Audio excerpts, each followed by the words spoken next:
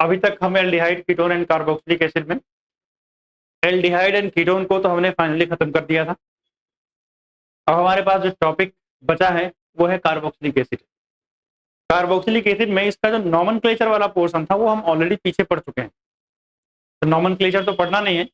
हमारी जो सीधी बातें स्टार्ट होंगी वो है स्ट्रक्चर ऑफ कार्बोक्सिलिक एसिड से। तो सबसे पहले अगर मैं बात करूं तो आता है स्ट्रक्चर ऑफ कार्बोक्सिलिक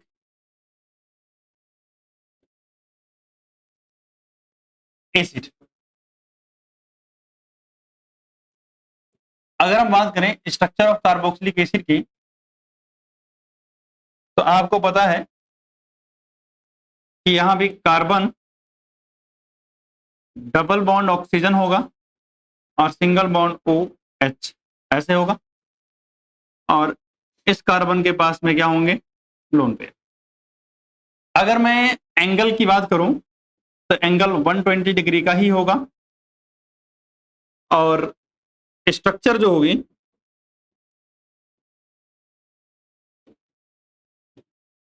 पहले तो एंगल की अगर बात करूं तो एंगल कितना होगा 120 डिग्री का। और अगर मैं ज्योमेट्री स्ट्रक्चर की अगर ज्योमेट्री की बात करूं तो कैसी होगी, प्लेनर। कैसी होगी, प्लेनर होगी। सही बात।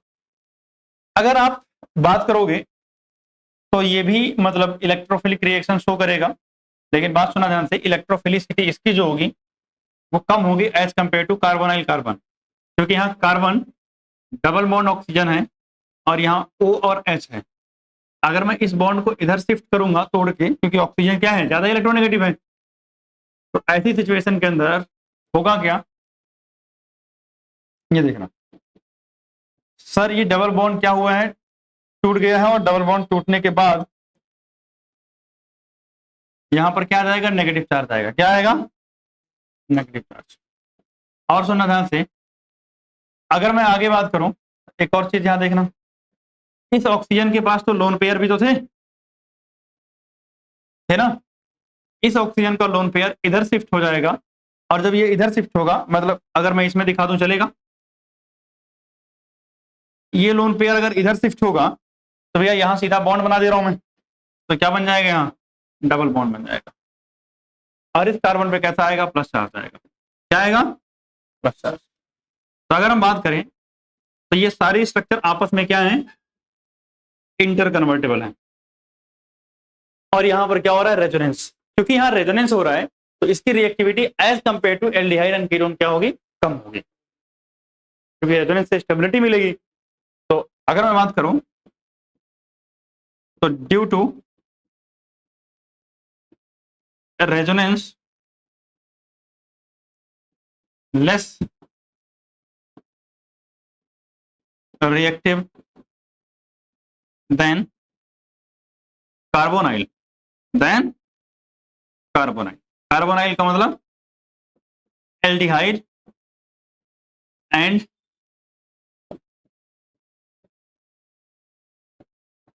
कीटोन्स। क्लियर है बात, ठीक। तो इसको नोट करो पहले, उसके बाद फिर चलते सीधा प्रिपरेशन पे आप, ठीक है।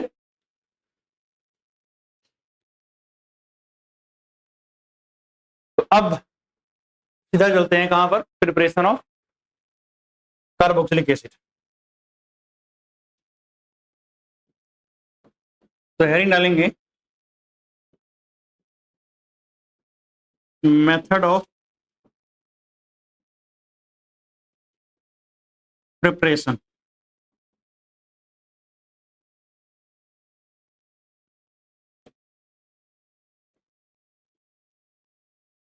Method of preparation. अगर मैं मेथड ऑफ प्रिपरेशन की बात करूं तो सबसे पहले, यानी सबसे पहला जो मेथड आता है वो कहां से आता है, from primary alcohol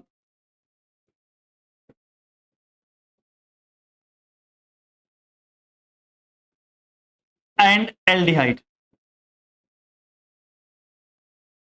from primary alcohol and aldehyde. सुनो बात ध्यान से,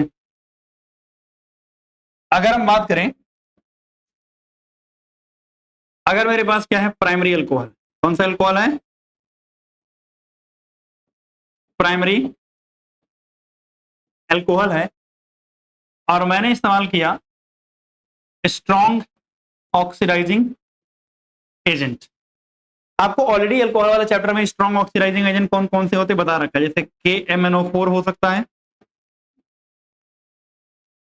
आपका K2Cr2O7 हो सकता है, या फिर आपका HNO3 हो सकता है, या तो आपका CrO3H2SO4, इसको हम जॉन्स रिएजेंट बोलते हैं। तो ये सब हो सकते हैं। अगर आपने इनका इस्तेमाल किया है तो सीधा क्या बन जाएगा, कार्बोक्सिलिक एसिड बन जाएगा। क्लियर बात।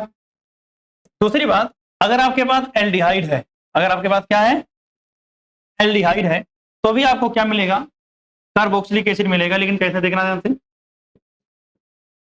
अगर आपके पास एल्डिहाइड है तो आप स्ट्रॉन्ग यूज करो, कोई दिक्कत नहीं है, माइल्ड भी आप यूज कर सकते हो।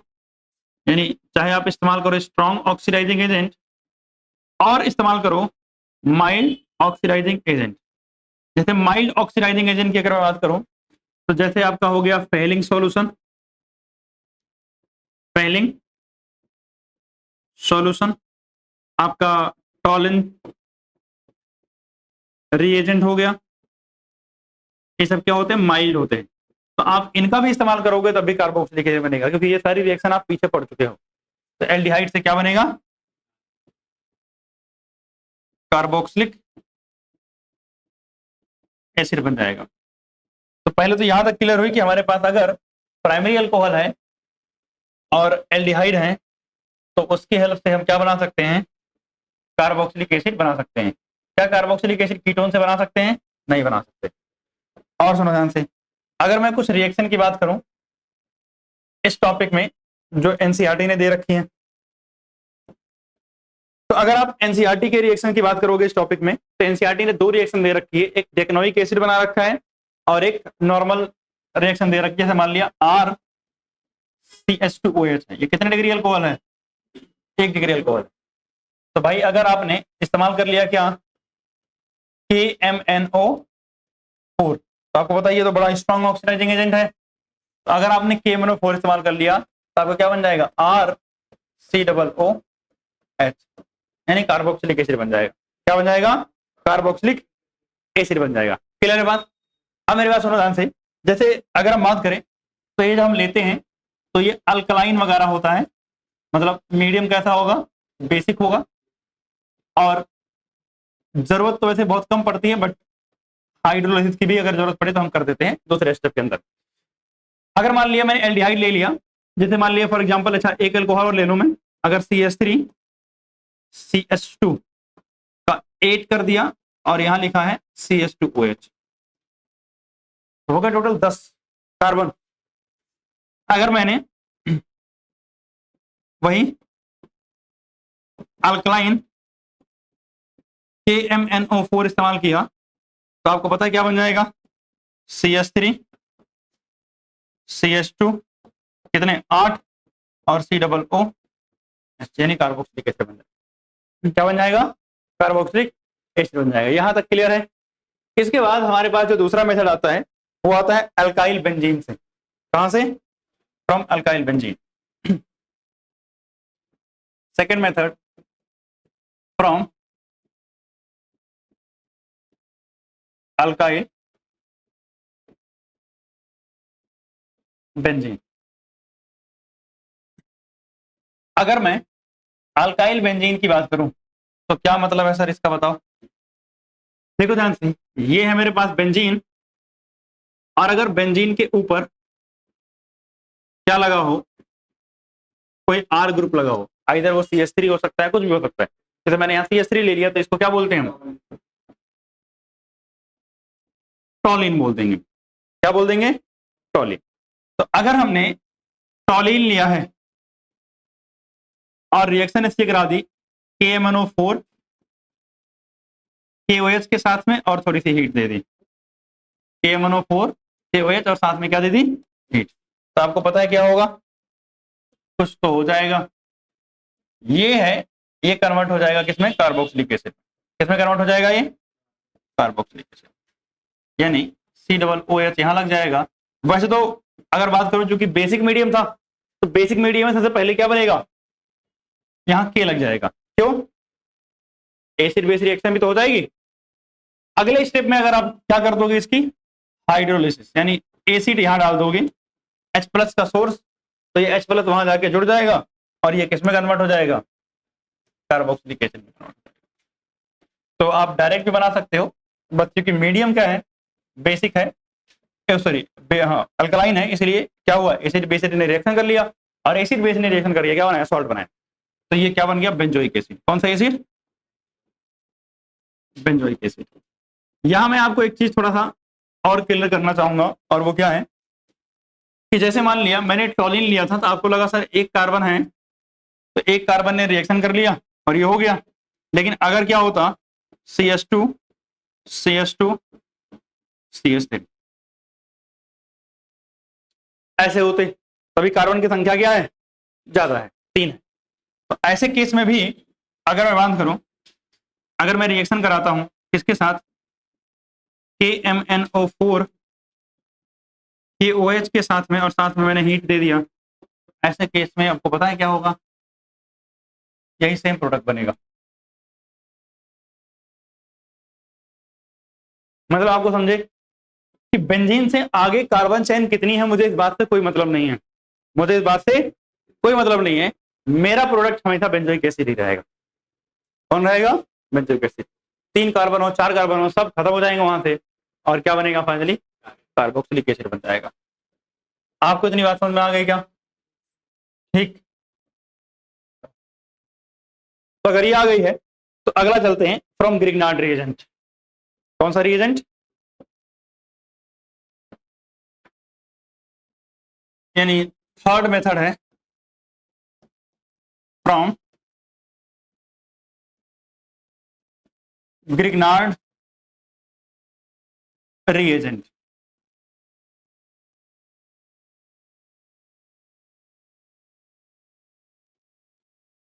अगर मैं ग्रिग्नार्ड रीजन की बात करूं तो आपको पता है, तो हर जगह आ ही जाता है। तो ग्रिग्नार्ड रीजन तो आपको पता है RMgX होता है, तो भैया हमने लिया RMgX। इसकी रिएक्शन हम कराते हैं कार्बन डाइऑक्साइड से, ड्राई आइस बोलते हैं इसको, C डबल बॉन्ड O और C डबल बॉन्ड, ये क्या है, कार्बन डाइऑक्साइड, इसको हम बोलते हैं ड्राई आइस, मतलब सॉलिड फॉर्म में। और रिएक्शन जो हम कराते हैं वो किसमें कराते हैं, ड्राई ईथर में।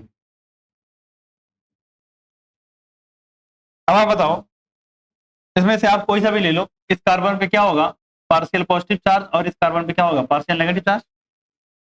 यहाँ क्या होगा, इस पे पॉजिटिव और इस पे नेगेटिव, चेंज कर दो बस, और क्या। तो आपको पता है जब ऐसा आप करोगे तो क्या होगा, एक कार्बन कार्बन के साथ क्या जुड़ जाएगा, R जुड़ जाएगा, तो ऐसे बोलो R, और इस कार्बन से ये जुड़ गया, सही बात है ना। अब सुना ध्यान से, एक C डबल बॉन्ड O है, लेकिन एक तरफ OMgX आके जुड़ जाएगा, बात सही है।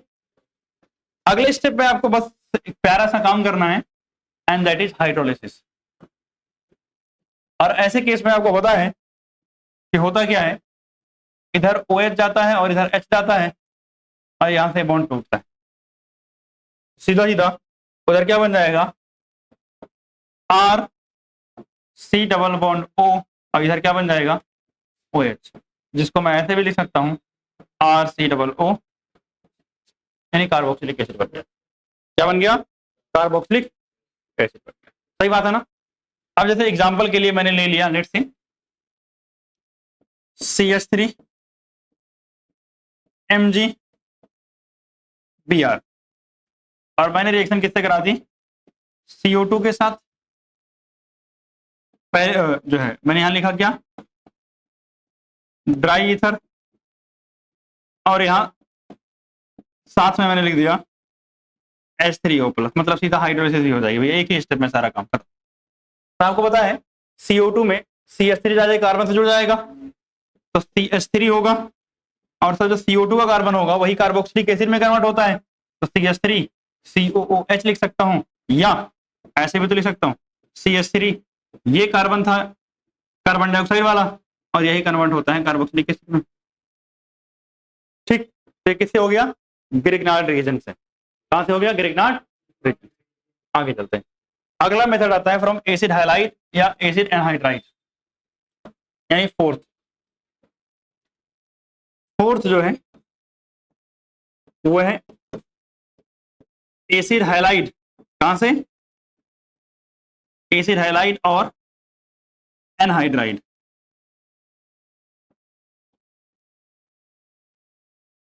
तो भैया अगर हमें एसिड हाइलाइड या एनहाइड्राइड से बनाना है तो कैसे बनाएंगे, ये देख लेते हैं। तो सबसे पहले अगर आप बात करोगे एसिड हाइलाइड की, तो भैया एसिड हाइलाइड की शक्ल कैसे दिखती है? सर एसिड हाइलाइड दिखता है R C double bond O Cl, this is acid halide. कुछ नहीं करना है आपको, आपको बस हाइड्रोलिसिस करनी है। क्या करनी है? हाइड्रोलिसिस करनी है। क्या करनी है? हाइड्रोलिसिस। तो आप क्या कर दोगे? हाइड्रोलिसिस कर दोगे। जैसे आप लिखना चाहो तो क्या लिख सकते हो?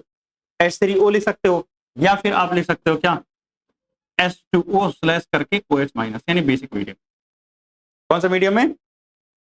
बेसिक मीडियम के अंदर। ठीक, अब सुना ध्यान से, हाइड्रोलिसिस करने के बाद होगा क्या? यहां से बॉन्ड तोड़ना है, इसको OH देना है और इसको क्या देना है? H देना। तो क्या हो जाएगा? R C double bond O OH और प्लस इधर क्या हो जाएगा? H। ये क्या हो जाएगा आपका? अब जैसे इसी को एनसीईआरटी ने अलग से थोड़ा सा दे रखा है, और कैसे कि यही लिया है R C double bond O और Cl। इसको इन्होंने दो तरीके से किया है।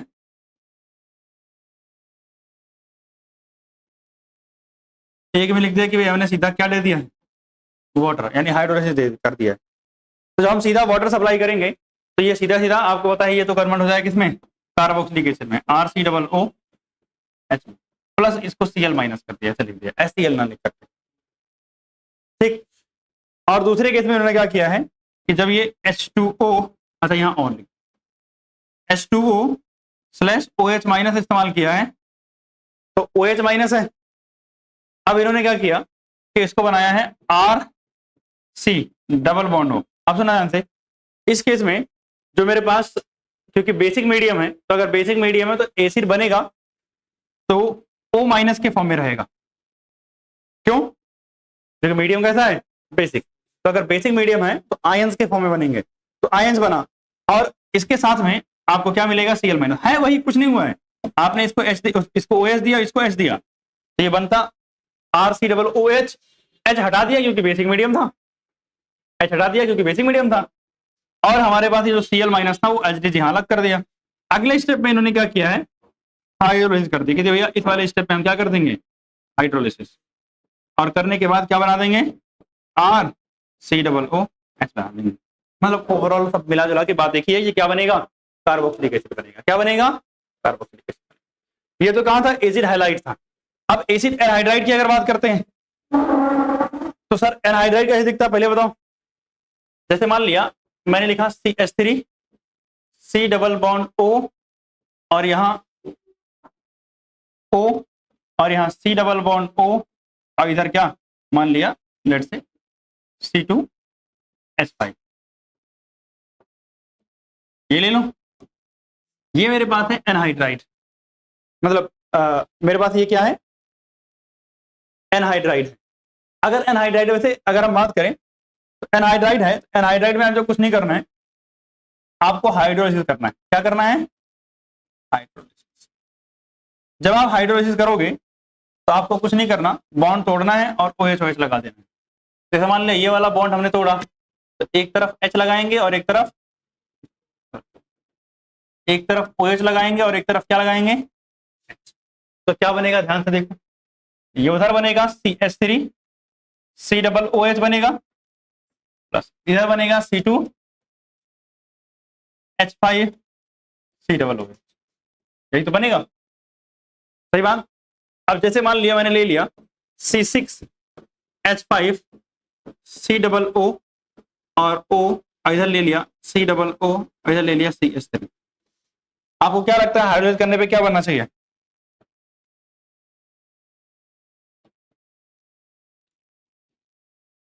तो करना क्या है, बस इधर वाले को दे देते हैं, यहां से अगर बॉन्ड तोड़ा तो इधर वाले को दे देते हैं H और इधर वाले को दे देते हैं क्या, OH।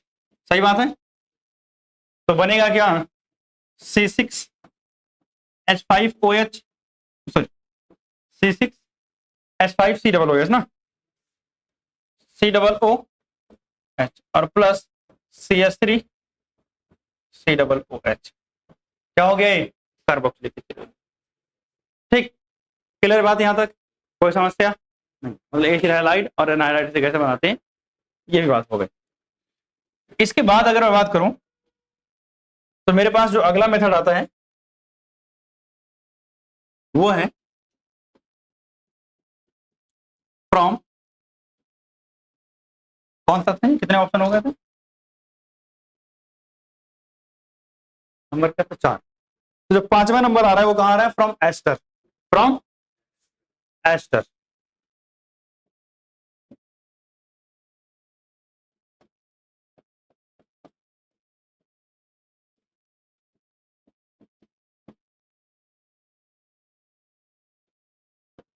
अब देखो ध्यान से, अगर आप एस्टर से बनाने जाओगे तो एस्टर होता क्या है, CH3 C double bond O और मान लिया OCH3। ठीक है, ये तो एस्टर है ना। तो आपको क्या करना है, अच्छा अगर मैं एक जनरल फॉर्म ले लूं अभी, ऐसे ले सकता हूं RC double bond O OR dash. तो मैंने क्या किया भाई साहब, एक ही काम तो हम कर रहे हैं, हाइड्रोलिसिस। एक तो हमने जब कार्बोक्सिलिक एसिड बनाया था तो क्या करते थे हम, एसिडिफिक जो है क्या ऑक्सीडेशन कर रहे थे।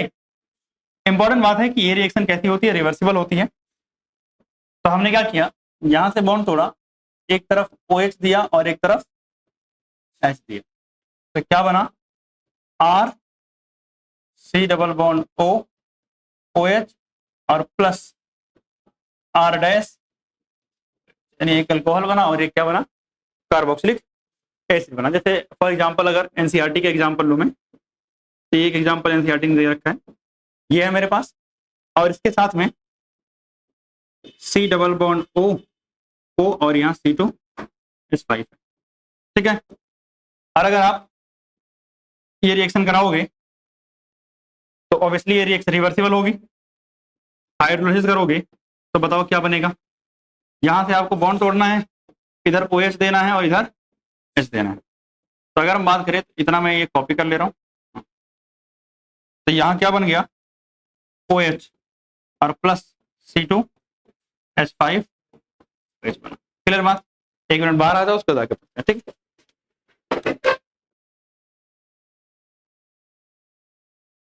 तो हमने देख लिया था कि एस्टर से ये हो जाएगा। अब एक लास्ट मेथड हो रहा है प्रिपरेशन का, दैट इज 6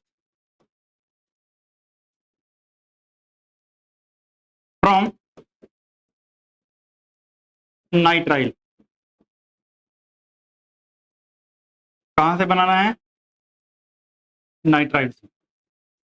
तो नाइट्राइल की बात करें तो नाइट्राइल क्या होता है, कार्बन ट्रिपल बॉन्ड नाइट्रोजन ना, मतलब CN, तो क्या बोलते हैं नाइट्राइल। सुना ध्यान से, अगर हम बात करें तो नाइट्राइल के साथ भी हम कुछ नया नहीं करते हैं, हाइड्रोलाइसिस ही करते हैं। तो मान लिया मेरे पास R है, C ट्रिपल बॉन्ड क्या है, N है, तो अब करेंगे क्या, या तो H प्लस लेंगे या OH माइनस, और कर क्या देंगे भैया, हाइड्रोलिसिस। तो क्या होगा भाई साहब, इसको OH H OH H OH H तोड़ दो, तो अगर बॉन्ड तोड़ोगे तो 3 हाइड्रोजन इसको मिलेगा, और आपको पता है इस कार्बन पर 3 OH आएंगे, और जब किसी कार्बन पर कितने OH आ जाएं, 3 OH, मतलब 2 OH आ जाते हैं तो क्या बन जाएगा, डबल बॉन्ड हो जाएगा। 2 OH का तो क्या बन जाएगा, कार्बन डबल बॉन्ड O बन जाएगा, एक OH पड़ा रह जाएगा, और प्लस साथ में क्या बाहर हुआ है, यानी आपको क्या मिल गया, कार्बोक्सिलिक एसिड मिल गया। क्या मिल गया, कार्बोक्सिलिक एसिड। जैसे एग्जांपल के लिए अगर मैं लूं, मान लिया मैंने लिया CH3, C double bond O, और अच्छा C double bond O, CH3 C triple bond N, और मैंने क्या किया,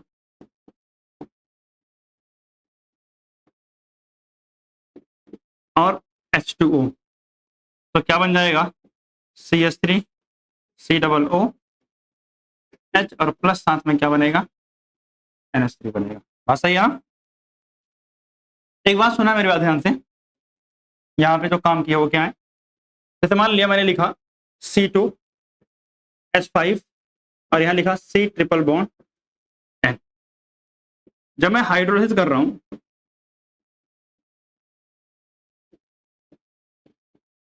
तो मैंने यहाँ लिख दिया पार्शियल,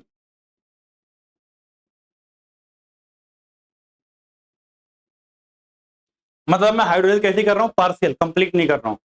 जब पार्शियल हाइड्रोलिसिस होती है ना तो क्या होता है, ध्यान समझना, C2H5 सिर्फ आपको एक OH और H देना है, तो यहां से ये बॉन्ड टूटेगा। कहां से टूटेगा, हाँ, एक बॉन्ड बस ब्रेक होगा, ठीक है।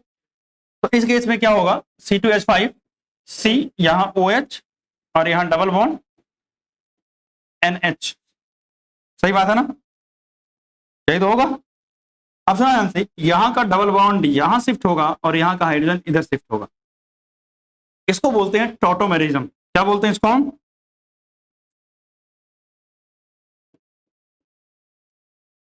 टॉटोमेरिज्म।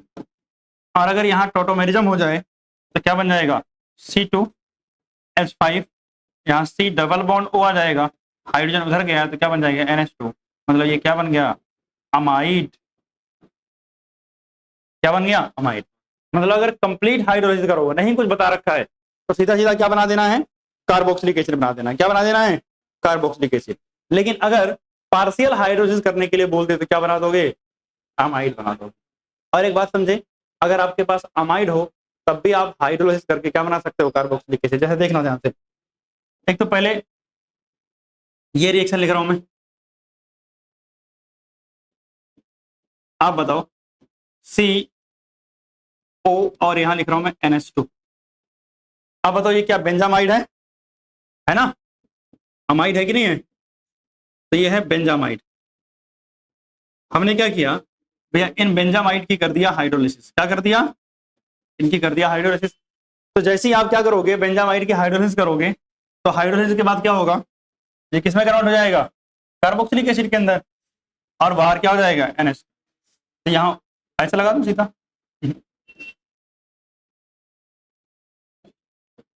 यहाँ C डबल O H लगा देता हूं, और प्लस साथ में क्या बाहर हो जाएगा, NH बाहर हो जाएगा। मतलब अगर आपके पास अमाइड है तो उसकी भी आप फर्दर हाइड्रोलिसिस करके क्या बना सकते हो, कार्बोक्सिलिक एसिड बना सकते हो। पार्शियल किया है तो अमाइड बनेगा, और अगर कुछ नहीं लिखा हुआ है तो मतलब कंप्लीट किया है, और कंप्लीट करेंगे तो क्या बनेगा, कार्बोक्सिलिक एसिड बनेगा। तो ये जितने भी मेथड से प्रिपरेशन से कार्बोक्सिलिक एसिड के खत्म हो गए हैं, और इससे आसान मेथड क्या ही होंगे जहां बस हाइड्रोलिसिस ही करनी है, ठीक है ना। तो इसको नोट डाउन करो, तो हेडिंग डालेंगे आप, physical properties.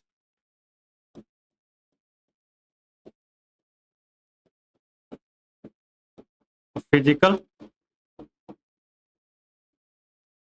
Properties,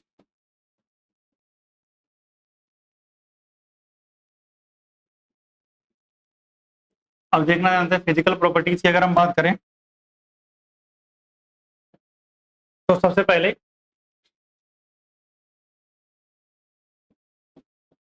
up to 9 carbon, यानी 9 कार्बन तक अगर आप देखोगे तो आपको कार्बोक्सिलिक एसिड लिक्विड फॉर्म में मिलेगा। कैसे मिलेगा, लिक्विड फॉर्म में मिलेगा। ऑर्डर कलरलेस होगा। कैसा होगा, कलरलेस होगा और जो है अनप्लीजेंट ऑर्डर, अनप्लीजेंट ऑर्डर यानी स्मेल गंदी सी आएगी अप टू आइन कार्बन। लेकिन अगर आप हायर कार्बोक्सिलिक एसिड की बात करोगे, ये सॉलिड होंगे और ये ऑर्डरलेस होते हैं। कैसे होते हैं? ऑर्डरलेस, और इंपॉर्टेंट बात, ये लेस वोलाटाइल होते हैं, मतलब आसानी से ये लिक्विड में गैस में कन्वर्ट नहीं होते। ठीक है, इसके बाद अगर हम बात करते हैं तो बॉइलिंग पॉइंट इनका जो है हायर होगा, किससे? Higher than alcohol. अब समझो एल्कोहल में भी हाइड्रोजन बॉन्डिंग होती थी, लेकिन उससे भी ज्यादा है, तो क्यों? एल्कोहल एल्डिहाइड से तो ज्यादा ही होगा, क्योंकि एल्डिहाइड से तो एल्कोहल भी ज्यादा होता है। Ketone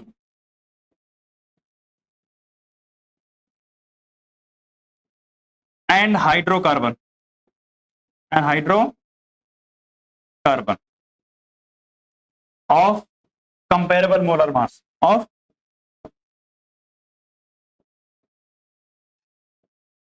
comparable molar mass. मतलब अगर मोलर मास ऑलमोस्ट इक्वल ले लो, तो इस केस में बॉइलिंग पॉइंट इनका ज्यादा होगा। क्यों ज्यादा होता है? Due to extensive hydrogen bonding, extensive intermolecular hydrogen bonding, intermolecular H bonding. मतलब बॉन्डिंग तो एल्कोहल में भी होती है, लेकिन इसमें ज्यादा तगड़ी वाली बॉन्डिंग होती है, ज्यादा एक्सटेंसिव होती है, इसलिए इनका बॉइलिंग पॉइंट क्या होता है? ज्यादा होगा। बाकी तो आपको बेसिक फंडा पता है कि मोलर मास बढ़ेगा तो बॉइलिंग पॉइंट बढ़ेगा, ब्रांचिंग बढ़ेगी तो बॉइलिंग पॉइंट कम होगा। ये तो बहुत बेसिक सी बात है, सही बात ना। इसके बाद अगर हम बात करें तो बॉइलिंग पॉइंट के बाद हम बात, अच्छा एक और चीज कि अगर हम बात करें तो इन वेपर फेज ये डाइमर के फॉर्म में होते हैं। कैसे होते हैं? डाइमर, मतलब एक दूसरे से कंबाइन करके, जैसे दो कार्बोक्सिलिक एसिड है तो आपस में कंबाइन करके, जैसे मान लिया ना एक कार्बोक्सिलिक एसिड ए है, दूसरा भी ए है, तो ये दोनों आपस में कंबाइन करके A2 बना देते हैं। ठीक, तो ये कैसे होते हैं? डाइमर के फॉर्म में होते हैं। कैसे होते हैं? डाइमर। और सुनना, जो कार्बोक्सिलिक एसिड होते हैं, अगर आप इनकी सॉल्युबिलिटी पे जाओगे, कहां जाओगे? सॉल्युबिलिटी। तो पहली बात तो ये सॉल्युबल होंगे in water, soluble in water. भैया सॉल्युबल क्यों होते हैं? Due to hydrogen bonding. भाई रीजन तो यही मिलता है, हाइड्रोजन बॉन्डिंग की वजह से ये सॉल्युबल हो जाएंगे। लेकिन सुनना ध्यान से, जैसे जैसे अल्काइल ग्रुप बढ़ेगा, अल्काइल ग्रुप बढ़ेगा, सॉल्युबिलिटी इनकी कम हो जाएगी। सॉल्युबिलिटी क्या हो जाएगी? डिक्रीज करती चली जाएगी। क्लियर है बात? तो ये है फिजिकल प्रॉपर्टीज, इसको नोट डाउन करोगे। इसके बाद अब इसकी केमिकल प्रॉपर्टीज की बात हम अगली क्लास में खत्म करेंगे इस चैप्टर को। ठीक है ना? आज के लिए बस यहीं तक।